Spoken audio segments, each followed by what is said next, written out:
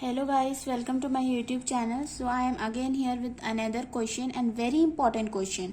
यहाँ हमें दिया है find force P and total elongation of the bar. अगर आपने previous वाला क्वेश्चन नहीं देखा है तो जाके देख लो. इसमें हमें टोटल elongation भी फाइंड करना है एंड इस P की भी वैल्यू फाइंड करनी है. इसमें हमें मॉड्यूलस ऑफ इलास्टिक दिया है 210 giga Newton per metre square. तो सबसे पहले हमें P फाइंड करने के लिए हम क्या करते हैं, हम x डायरेक्शन के सारे forces is equals to summation of x direction के सारे forces is equals to summation of y direction के फोर्सेस.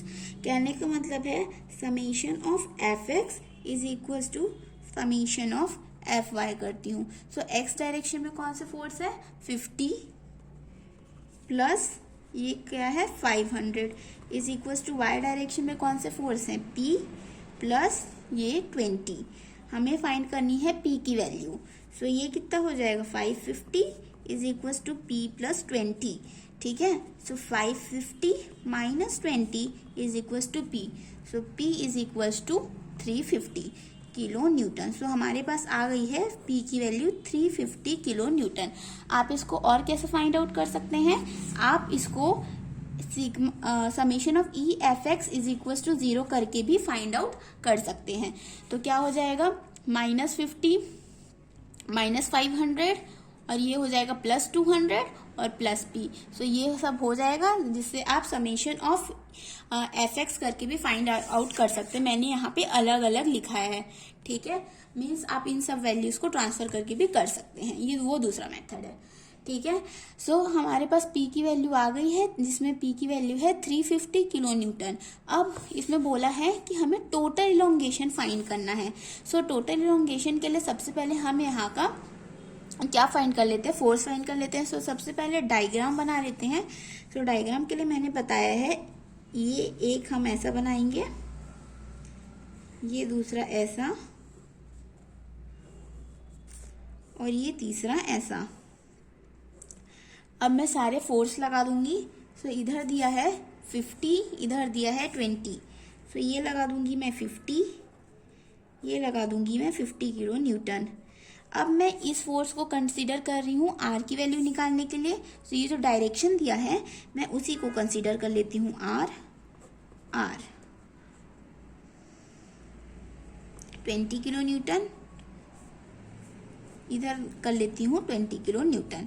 अब मुझे देखना है, मैं इसको नेमिंग कर लेती हूँ ए बी बी सी और सी डी. अब मुझे चाहिए आर की वैल्यू. सो मैं आर की वैल्यू निकालने के लिए क्या करूँगी, मैं सबसे पहले कॉमन फेस देखूंगी. अगर कॉमन फेस कौन सा है, ये बी वाला दोनों बार्स में कॉमन है और इधर ये सी वाला दोनों बार्स में कॉमन है. सो आप इधर की भी वैल्यू से निकाल सकते हैं क्योंकि ये दिया हुआ है और इधर की भी वैल्यू से निकाल सकते हैं, ये दिया हुआ. दोनों का आंसर सेम आएगा. सो मैं ऑन फेस बी लेके बनाती हूँ. ऑन फेस बी क्या दिया है, इधर जा रहा है. आपको एक साइन कन्वेंशन याद रखना है कि इधर जाने वाला क्या होता है, हमेशा पॉजिटिव होता है और इधर जाने वाला क्या होता है, हमेशा निगेटिव होता है. ठीक है. सो अब ये इधर जा रहा है तो मैं इसको क्या लिख लेती हूँ 50, इधर जा रहा है that means plus R is equals to इन सब. अब हम क्वेश्चन में देखते हैं क्वेश्चन का P भी इस साइड जा रहा है दैट मीन्स पॉजिटिव रहेगा और P की वैल्यू क्या रहेगी 350. ठीक है. अब R हम इधर ट्रांसफर कर लेंगे 350 minus 50 R is equals to कितना हो जाएगा 300 किलो न्यूटन. अब आप नोटिस करना कि मैंने आपको प्रीवियस वीडियो में बताया था कि अगर R की वैल्यू पॉजिटिव आई है दैट मीन्स जो क्वेश्चन में हमें डायरेक्शन दिया हुआ होगा हम वही डायरेक्शन लेंगे. अगर R की वैल्यू निगेटिव आई होती तो ये जो कंप्रेशन में दिया है ना हम उसको टेंसाइल में लेते, मतलब उल्टा लेते. मतलब हम ये मान के चलते कि अगर R की वैल्यू निगेटिव आई है तो ये जो क्वेश्चन में जो डायरेक्शन दिया है वो डायरेक्शन नहीं होगा. लेकिन अभी पॉजिटिव आई है मीन्स हम लोग यही डायरेक्शन कंसिडर करेंगे. हमें बोला है टोटल इलोंगेशन निकालना है. मैंने पहले भी बताया था टोटल इलोंगेशन मतलब होता है डेल्टा एल. डेल्टा एल के फॉर्मूला होता है P into L upon A into E. इसमें ये होता है आपका stress newton per metre square में। ये लेंथ होता है, ये एरिया होता है और ये होता है मॉड्यूलस ऑफ इलास्टिसिटी। अगर आपने सबकी यूनिट को अपने सेम रखना है, एक को मीटर में रखा है तो सबने मीटर में रखना है, एक को एमएम में रखा है तो सबने आपको एमएम में रखना है। सो टोटल इलॉन्गेशन निकालने का फॉर्मूला, टोटल इलॉन्गेशन कैसे निकालते हैं? टोटल बोल रहा है मीन्स एडिशन। एडिशन क्या होगा? इसका और इसका एडिशन, ठीक है।